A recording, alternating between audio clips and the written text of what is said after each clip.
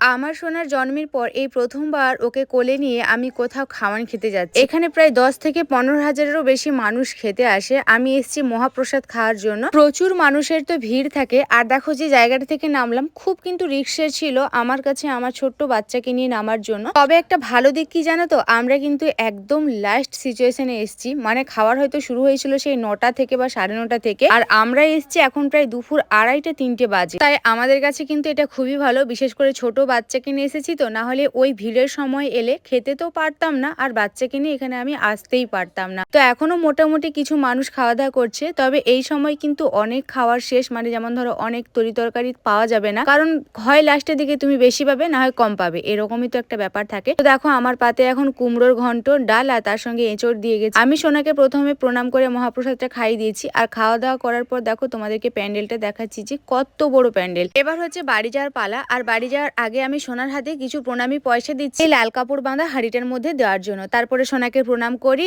আর আমি কিন্তু দাঁড়াইনি, সোজা বাড়ি চলে এসেছি।